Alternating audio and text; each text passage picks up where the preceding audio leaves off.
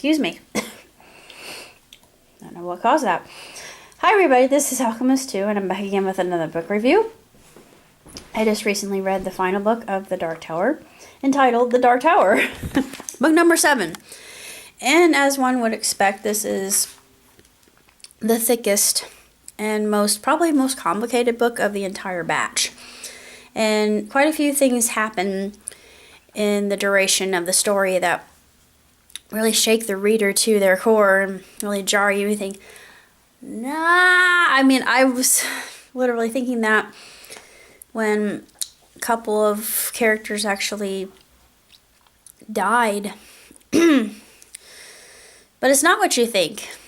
What's really intriguing is the use of 3, because within the world of the Dark Tower itself, you have in-world or our world, mid-world, which is the world that Roland comes from, and end-world, which is the end of all things. Kind of apocalyptic.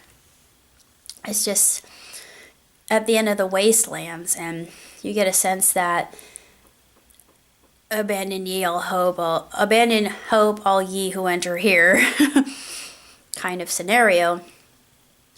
And I like the fact that he uses automatons within the context of the story. It's very interesting. I think that maybe Michael Crichton got his idea for Westworld from that. I don't know. It's just a theory that I have, and I might be incorrect. But if you're a fan of Stranger Things, you'll notice that there are a lot of inferences to Dark Tower. And I'm thinking Dark Tower is what actually inspired Stranger Things, but I could be wrong. There are a lot of really phantasmagorical characters that are involved in the series, and I just thought, I mean, I never really thought about it until I read the entire septology, and it's very well written. The ending made me think, it's a never-ending story. Never-ending story. Doggone it. Anyway, I'm not going to do that. Copyright infringement. So, hopefully I won't get flamed for that. But, it's a very good book. It's extremely well written. The illustrations are tremendous, and like I said, it deals with the power of 3 quite a bit, especially with the meta that gets involved with Stephen King, who's not the real Stephen King, by the way. It's id, ego, and superego. And I think, oh my God, we're getting into really high-grade psychology. Ooh, and it starts really messing with you, but still very, very, very fascinating to look at and to see how the different Stephen Kings actually act when interacting with the characters, and it becomes less of a quartet. The quartet actually separates and becomes more disjointed. And the story too, you think, oh, that's foreshadowing, and Stephen's very good at that. And one of my friends said that Pennywise was involved in Dark Tower, but I couldn't find Pennywise anywhere. I thought, where's Pennywise? Maybe I missed something. I don't know, but I looked for Pennywise everywhere. Of course, it mentions The Shining. It mentions insomnia. You get a sense that memories from a Buick 58. I think it's Buick 58. Buick 58 or Buick 59. I can't remember which number Buick is involved. And, of course, Misery. You get shades of that. The Shining with the use of telepathy or mind reading, and it's very, very well written. I like the whole idea of time jumping and the use of music again. He uses What Child Is This? I thought that's very interesting that he would use that with Child Roland, and he explains that child is a term that's denoting somebody who's on a quest, and we all know that Roland is always nearing the tower, and he finally nears that he makes it to the end of his quest, and Walter's still there. I thought, Walter never died. I mean, I knew it. I thought, Walter never died, but spoiler alert, but it allows you to make up your own ending. And in my mind, I like happy endings. I like finished stories that have sunny rose-colored ending just because, I'm schmaltzy like that. I'm sorry, it's just the way I am.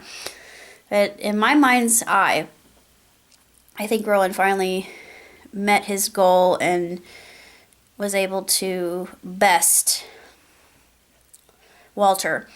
And of course, we've got the Crimson King and Mordred. And Mordred, it's intriguing. You think that at first you would hate him, but there's a little bit of Mordred that you come to realize that he didn't really have any choice. He just, out of the volition of a demon, he's just thrust into the world, quite literally, and he ages very, very, very rapidly. You think, oh, is this another Sailor Saturn type? But anyway, he's accelerated in his aging, and he's alone in the world, and then you think, even a character that's evil doesn't deserve that, and it's just so heart-wrenching, and you feel empathy toward him, and you think, why am I feeling sad for a character who's just the epitome of evil?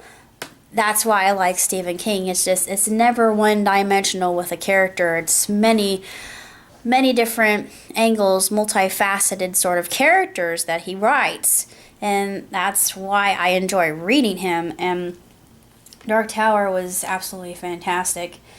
And we make it to the Dark Tower. Actually, Roland makes it to the Dark Tower. Our quartet is joined back together, happy and alive, and it's a happy ending. But for Roland, you get the sense that for him it's only just beginning, and you kind of are curious if Stephen is ever going to finish it. And I don't know if he does finish it. I want him to just wipe that smug grin off of Walter's face once and for all, because he has it coming. But it's still very intriguing how he wraps everything together, as well as the number 19. 19 is a very focal number. It is an integral number of mass import, and it's stressed time and time again.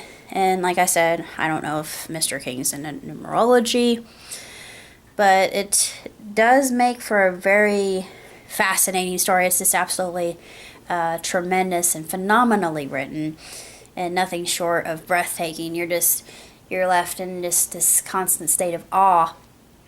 But I loved reading it. I'm sad that I came to the end of it, but I got Sleeping Beauties, which just came out. I saw a book. I thought, I didn't know that Stephen had written a new book. I thought, bye. I love Stephen King. I can't help myself. If I see a book that's written by him, I gotta read it. And this one I'm thinking I'm gonna really, really like, because it deals with sleep and dreams and the whole aspect of going into a cocoon. And I thought, ooh, this is right up my alley. But it's so good. From what I could see just off of the leaflets, I don't really know that much else. And Dark Tower, it's not really that old. It was written, this last one, this was written in 2004. And some of the some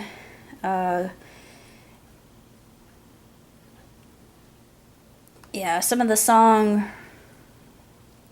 that were used, Bad Company, lyrics from Her, The Lion Sleeps Tonight, that was used in Susanna's song.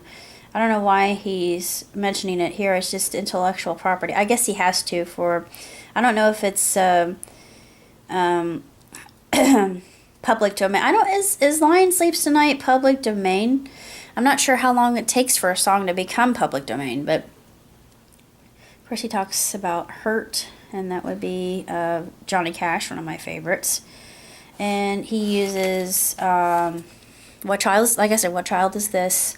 That's the only Christmas song that he uses in the entire duration of the tale, and it's very telling. And it comes from Greensleeves, if you know anything about Greensleeves, which is a very, very tremendous song and has a lot of historical meaning behind it. And it's about a love spurned, actually, if you look into the deeper meaning of Greensleeves. The actual song, not What Child Is This, which what was developed into What Child Is This. Anyway, it's just a little note of contemplation and just a little trivial knowledge that I like to just throw out there. But as far as everything else, I'm not moving. Sorry. Well, actually, I am moving. I am moving, but closer to work, and it'll save me money. And I weighed my options. I did pros and cons, and I thought, yeah, I'm going to be closer to my work. I'm going to be closer to the city and other places I can go, people I can meet. I'm going to be less alone. My cousin's there, so she just married into my family, my mom's side. So it's not going to be that bad, and I'm going to take some time to do some research about North Carolina because I don't know anything about North Carolina other than the fact that I love the Tar Heels, and that's it. But I'll have to look into what community is most active, or what communities are most active within driving distance of my family, or, you know, I'm sure they're close. I'll be able to find them no matter what because most of my family, my dad's side, lives in that area. But it'll take a while. It's not exactly what I wanted right off the top, but it was really stressing me out to begin with, and I thought, why am I giving myself excess stress? So that's what I've come to. This is the culmination of all the internal turmoil and tumult that has been going through my brain. But that's about it. And eventually all this will work out toward good, and I know that. And I have nothing to fear. So until next time, live long, prosper. Ciao, Titi.